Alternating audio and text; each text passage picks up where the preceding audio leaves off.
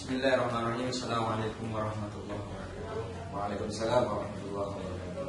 Alhamdulillah, syukurillah wabarakatuh. Kesempatan kali ini yang sangat berbahagia ini, alhamdulillah saya bersilaturahim kepada beliau Kiai Haji Ahmad Mufti Qasim. Beliau selaku perintis atau penemu daripada metode Al-Fatih, yang saya anggap metode ini merupakan metode super cepat daripada metode akselerasi baca kitab lainnya. Dan dengan metode ini Kiai Ahmad Mufti Qasim berharap, memiliki harapan besar bagaimana kemudian teman-teman yang merasa kesulitan di dalam belajar kitab lebih enjoy lagi, lebih semangat lagi, dan tentunya lebih bisa mengambil faedah manfaat yang sangat besar dengan adanya metode ini, sehingga kemudian terus bisa mengembangkan skill dan kemampuan di dalam membaca kitab kuning. Artinya kitab kuning yang selama ini kita anggap menakutkan, dengan belajar menggunakan metode Al-Fatih ini insya Allah lebih ringan dan bahkan menyenangkan. Mungkin langsung saja saya pertanyaan awal sekaligus nanti pengantar dan perkenalan. Awal mula menemukan metode ini, inspirasinya Pak Kiai dari mana? Terima kasih sebelumnya. Allahumma sholli ala Muhammad. Allahumma sholli ala Muhammad. Metode Al-Fatih mungkin berbeda dengan metode yang lain dalam program akselerasi belajar kita kuning. Saya banyak tahu metode yang lain itu biasanya menggunakan teknik ATM, amati, tiru, modifikasi. Sementara metode Al-Fatih ini sama sekali tidak ada kesengajaan untuk merancang sebuah metode. Jadi lahirnya metode ini berdasarkan inspirasi. Jadi ada gerakan-gerakan di dalam hati, di dalam pikiran yang menggerakkan saya untuk melakukan hal semacam ini. Kemudian saya wujudkan, akhirnya kemudian wujudlah dalam bentuk metode yang kemudian manfaatnya sangat besar, di mana anak kecil bukan hanya pemula itu bisa orang sudah dewasa, sudah kelas mahasiswa, dia belum belajar baca kitab, itu tetap pemula. Ini anak kecil, ya, anak sekolah dasar atau madrasah ibtidaiyah, yang penting lancar baca tulis, baca Al-Quran, lancar baca Quran. Ini sudah bisa belajar kitab gundul, bisa baca kitab gundul, memberi arti kitab gundul dengan belajar metode Al-Fatih, dengan menggunakan metode Al-Fatih dalam waktu sesingkat-singkatnya, seperti proklamasi Indonesia, sesingkat-singkat. Jadi kemampuan anak itu, progresnya itu terukur dalam hitungan menit. Misalkan Safinah itu ada 65 pasal. 65 pasal itu kalau intensif, misalkan kita adakan di bulan Ramadan, itu 10 hari anak usia kelas 6, kelas 5 atau kelas 4 SD itu bisa baca Safinah Nurul dalam waktu 10 hari. Dari yang semula dia nggak bisa baca, yang memberikan arti dan benar. Nah itu makanya sangat progresnya itu terukur. Kalau hal-hal berbeda Pak Kiai, yang mungkin membedakan metode Al-Fatih ini dengan metode akselerasi baca kitab lain yang sudah terkenal. Terima kasih ya, memang banyak orang yang menghubungi saya juga ada secara langsung atau by phone, ya. Mereka yang sudah kritis, ya. Dia menanyakan distingsi, apa perbedaan Al-Fatih dengan metode-metode yang lain. Ada di suatu besar, ya sudah sekarang sudah menjamur ya, metode-metode cepat itu di mana-mana. Hampir semua pesantren memiliki metode itu. Nah sekarang apa distingsinya? Ya? Satu, distingsinya hampir semua metode-metode yang lain itu paradigmanya belajar nahwu sorof untuk tahu belajar kitab gundul. Kalau Al-Fatih dibalik, belajar kitab gundul untuk tahu nahwu sorof.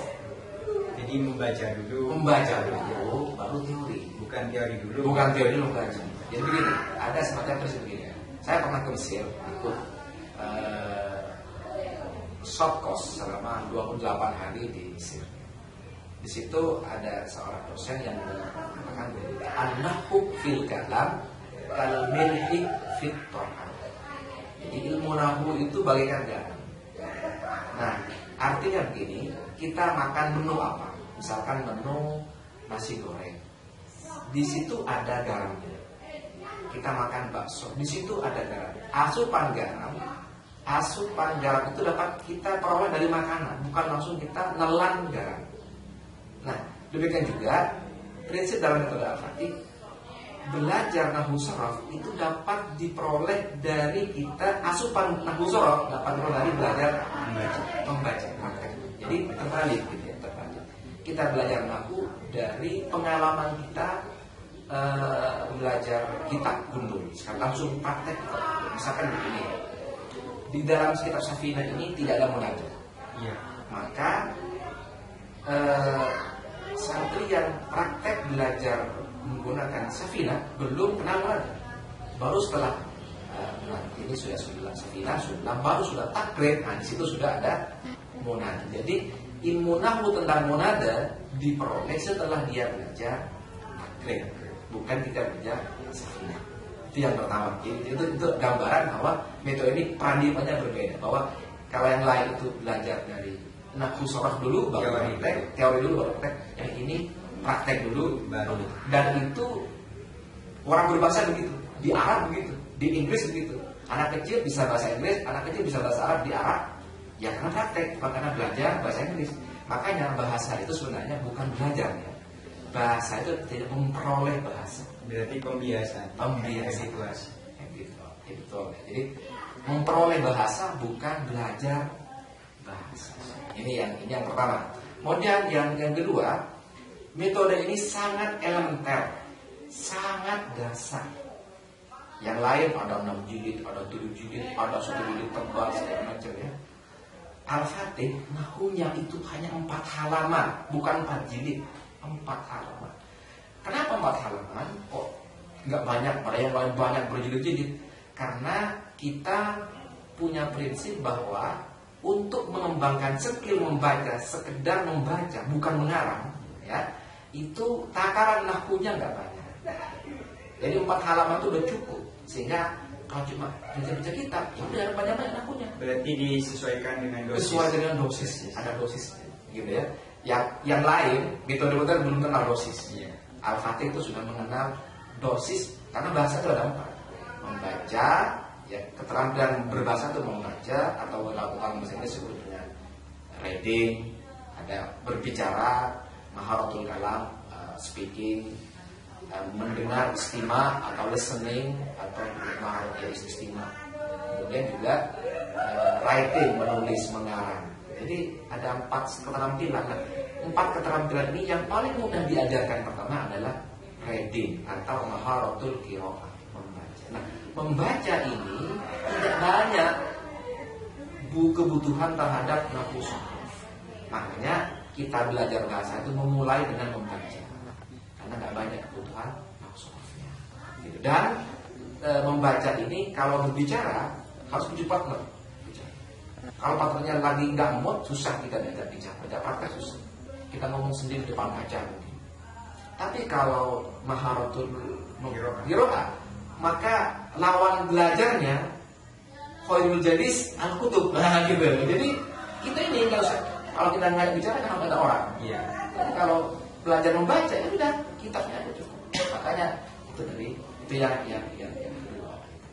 Dan masih banyak mungkin diskusi-diskusi yang lain yang menunjukkan bahwa kitab ini sangat elementer. Dan juga mungkin juga yang ketiga ya, saya banyak juga belajar metode-metode yang lain untuk perbandingan, untuk memperkaya metode ini. Itu kita prakteknya misalkan di mana ya ada kitab Fathul Qorib, langsung Fathul Qorib.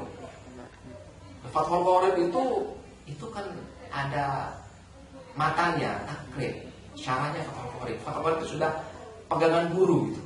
Fathul Qorib itu bukan takrib. Yang ini bukan takrib, tapi praktek pertama adalah Safinah, sehingga cocok untuk anak sekolah dasar. Untuk pemula. Jadi untuk pemula di kampung-kampung, di sekolah-sekolah negeri. Makanya MTSN negeri Tarakah di Sumeneb itu pakai metode Al-Fatih karena dianggap metode ini paling elementer dan takaran nahunya hanya sekedarnya sesuai dengan dosis mengembangkan skill membaca dan langsung praktek, nggak banyak teori dan sangat dasar kita prakteknya Safinah. Gitu. Kalau yang lain udah Fathul Qorib dan itu udah berat. Sangat ringkas dan sangat dasar. Makanya nih salah satu motto kita itu adalah simple, sederhana, ya, cepat dan menyenangkan. Itu terbukti. Anak kecil kelas 3, kelas 4 yang penting lancar baca Qur'annya udah bisa mulai belajar dengan berat. Atau setelah lagi ya. Kalau yang lain kan berjilid-jilid ya. Ketika tidak menguasai seluruh jilid, gagal di wisuda. Tidak bisa praktek. Nggak bisa wisuda lagi. Ada yang 8 jilid, ada yang 7 jilid, ada yang 6 jilid, ada yang 5 jilid. Itu kalau nggak masih semua, nggak diwisuda. Metode Al-Fatih ini bisa diwisuda dengan level-level tertentu. Di level 1, 2, 3, sudah bisa diwisuda sesuai dengan kemampuan dia. Jadi nggak nunggu harus betul-betul wah gitu ya. Jadi sudah ada takarannya, ada kalau seperti sepeda motor bisa pos level 1, 2, 3 dan tergantung dengan kemampuan anak yang kita hadapi. Kalau anaknya memang gak cerdas, ya nggak mungkin lah mereka menguasai sampai maksimal ya namanya. Tapi itu sudah artinya seandainya itu tahap aman 1, tahap aman 2, tahap aman 3 gitu. Jadi itu sudah memang itu sudah tahapannya ya. Dan itu bisa ditunjukkan, bisa didemonstrasikan gitu, per tahapan gitu, tanpa harus 100%. Nah ini yang bisa mungkin ya berbeda dengan yang lain dan cocok dengan demikian maka metode ini mengakomodir kemampuan santri yang memang tidak sama. Ada yang sangat cerdas dan rajin, ada yang cerdas tidak rajin, ada yang rajin tidak cerdas, ada yang nggak cerdas nggak rajin. Nah ini semua bisa diakomodir kemampuan ini, kemampuan situasi siswanya bisa diakomodir dengan belajar metode Al-Fatih. Intinya sangat fleksibel dalam penerapannya. Jadi di sini tolak ukurnya bukan langsung dari level 3 sampai 1, tapi meskipun 1 kalau itu memang sudah layak ditunjukkan bisa tidak. Kalau tidak ya, karena memang bisa dibuat klasifikasi klaster lah.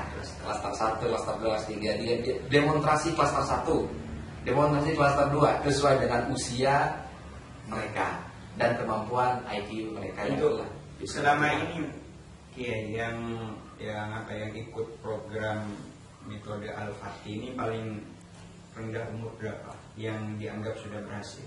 Kelas berapa? Kelas 3 SD. Kelas 3 SD. Ada yang sudah hatam standar 1. Standar 1. Grade 1 ya, grade 1 yang khusus Safinah. Sudah hatam. Kelas 3 SD. Bayangkan anak kelas 3 SD bisa baca kitab Safinah, memberikan arti dengan benar secara nahwiyah seperti ustaz. Sekalipun ya nanti kita kalau nanti udah belajar apa grade 1 itu bagaimana spesifikasinya nanti kalau udah belajar ada tekniknya. Ini anak kelas 3 SD. Itu dari Aing Panas. Dari Aing Panas Kecamatan Praga. Itu santri yang kelas 3 sudah hatam Safinah dengan metode Al-Fatih grade 1 kelas 3 SD.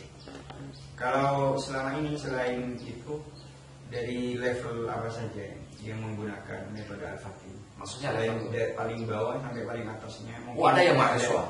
Ada yang mahasiswa. Mahasiswa yang pemula. Ya, jadi gini, di mahasiswa lulusan SMA masuk di pesantren di sekolah tinggi di pesantren yang keagamaan ya. Kemudian dia banyak literatur berbahasa Arab, kemudian dia ikut ke sini.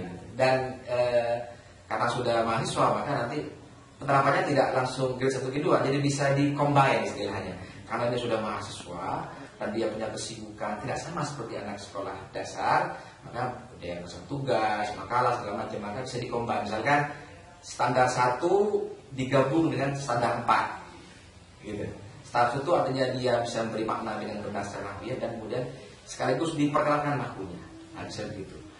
Kalau misalkan dibuat pengajian ibu-ibu di muslimat ya, di kampung-kampung, bisa standar 1 dan 6. Jadi pada nanti ya.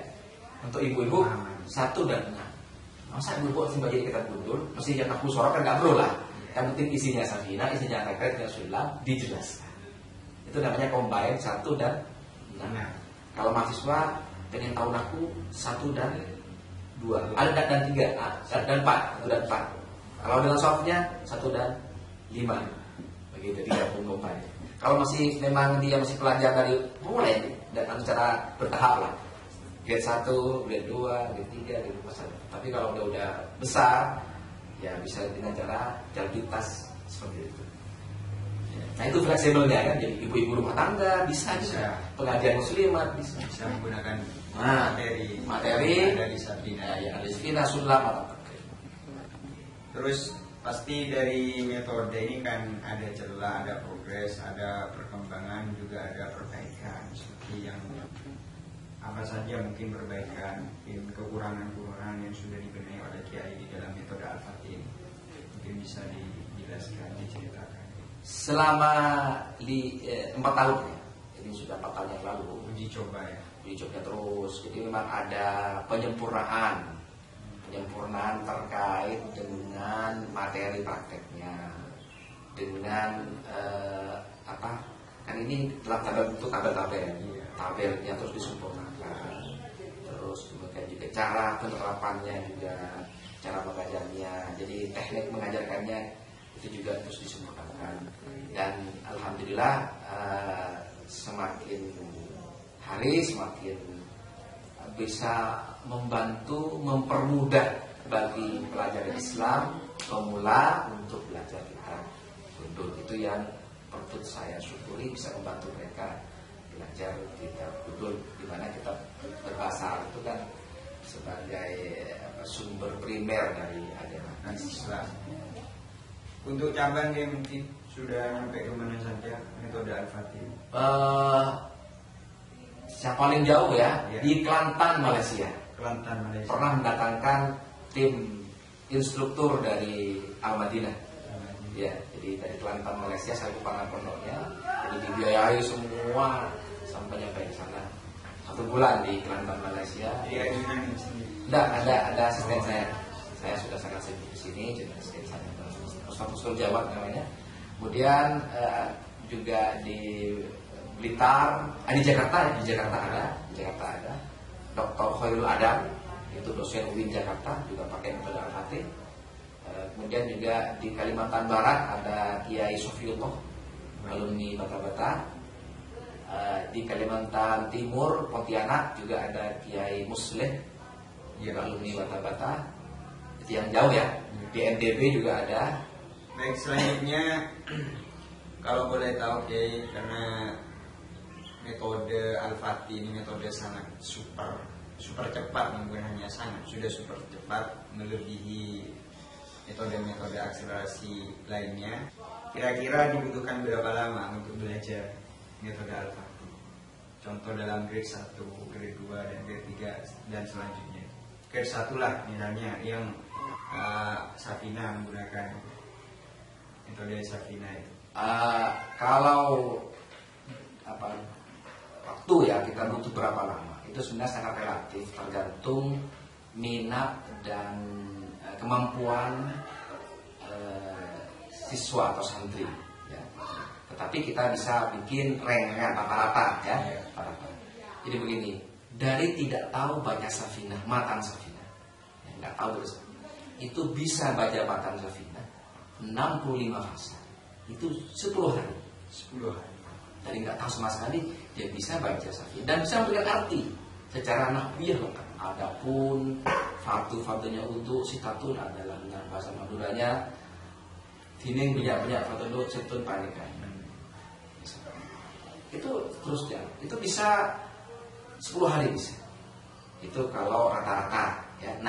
Nanti ada yang kemampuan otaknya luar biasa, semakannya luar biasa, bisa kurang dari 10 hari untuk standar kitab Safinah. Ya ada yang memang kemampuannya di bawah rata-rata, ya bisa lebih dari 10 hari. Itu kalau Safinah. Sulam kurang lebih begitu. Kalau takrib, karena takrib itu hampir 4 kali lipat Safinah, itu kalau intensif ya takrib 1 bulan bisa. Kalau intensif, kalau intensif artinya dia tidak sekolah atau dalam bahasa ini tahassus. Dia nggak sekolah, setiap hari belajar takrib 1 bulan bisa hatam takrib. Ya, dari 131 fasa. Berarti Bisa baca kitab Jamu Gundul, bisa memberikan arti. sistem penerapannya ini tidak harus tahassus. Tidak. Sekolah-sekolah luaran. Gitu. Ini harus salah satu kelebihannya metode ini sangat fleksibel. Tidak harus merubah kegiatan yang ada di pesantren apa misalnya, ini sudah mapan kegiatannya, nggak mungkin diubah ya. Jadi ini bisa di apa ya, karena nggak harus butuh waktu khusus ya, nggak butuh tahassus lah, bisa diterapkan secara apa namanya selingan misalnya. Dan itu sudah dibuat selingan sekalipun itu sudah hasilnya luar biasa gitu. Apalagi kemudian dibuat tahassus ya, jadi nggak sekolah banyak ini kok, jadi cepat lagi. Dibuat selingan aja udah bisa. Itu tadi ukurannya begitu.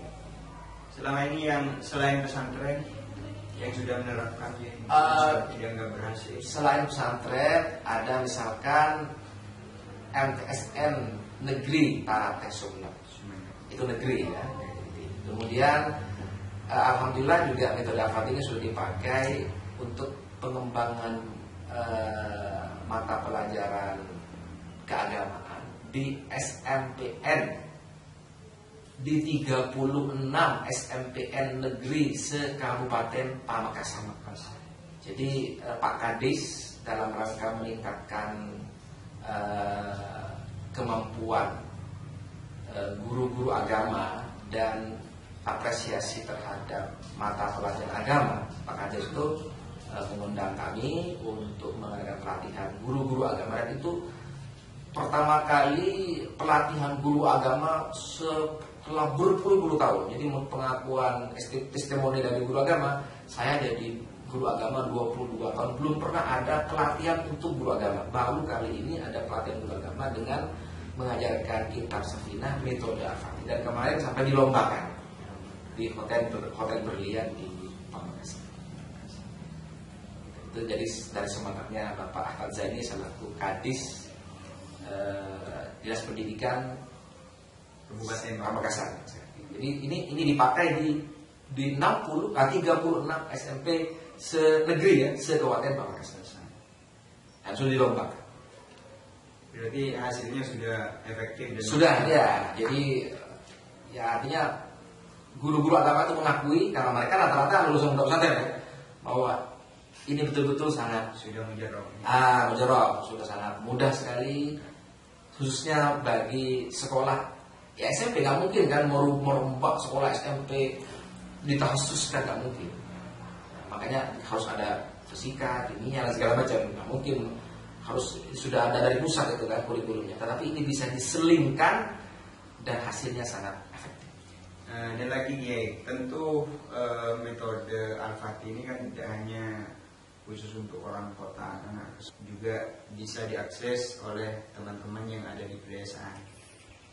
Masalah harga mungkin orang-orang desa yang mungkin barangkali ketika mau beli metode-metode yang baru itu kan kesulitan, mikir harganya terlalu mahal dan semacamnya.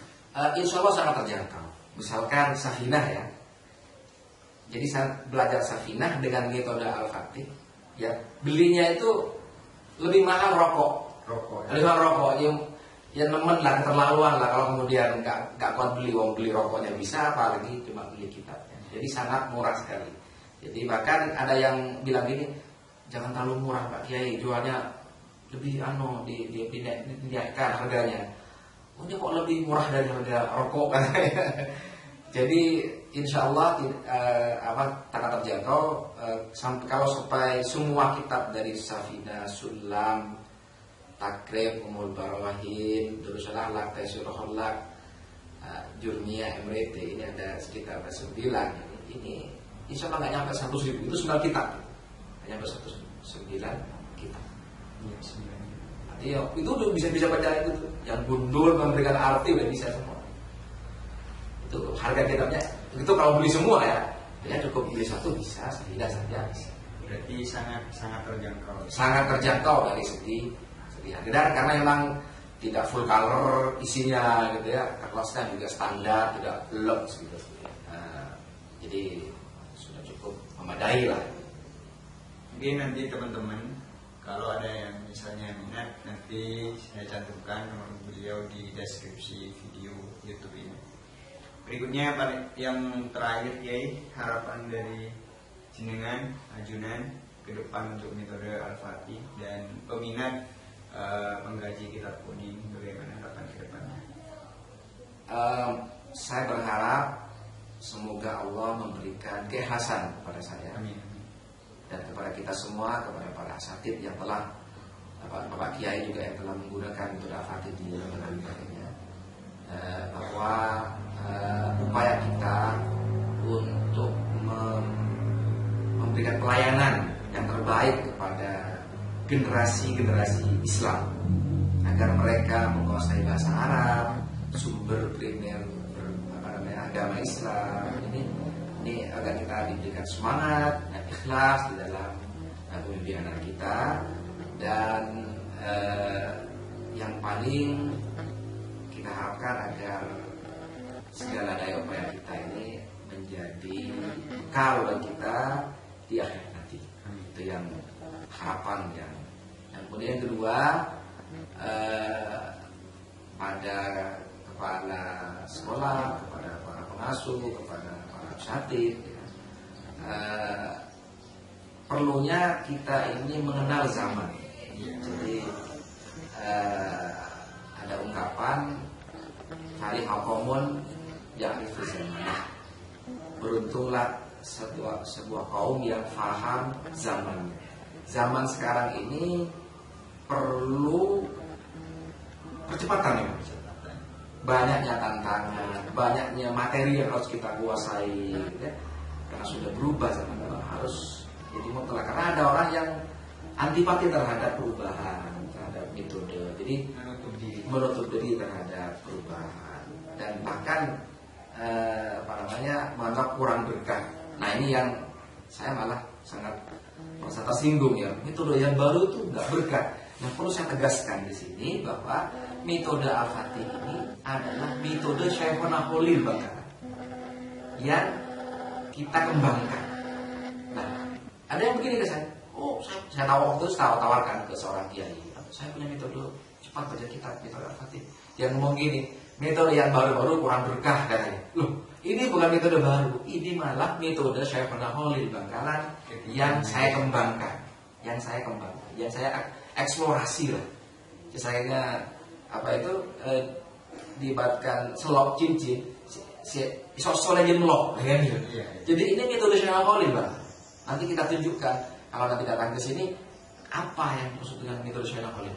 Nah, ini nanti saya tunjukkan kalau memang ingin tahu atau penasaran mengapa metode Al-Fatih disebut pengembangan dari metode Syekhona Khalil.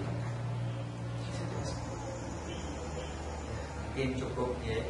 Terima kasih waktunya sudah hadir di podcast kami, dan semoga apa-apa yang menjadi harapan dan cita-cita beliau benar-benar nanti bisa terrealisasi, yakni terciptanya masyarakat Madura khususnya dan Indonesia secara umum, dunia juga secara umum bisa memasyarakatkan kitab kuning ke seluruh penjuru dunia. Amin.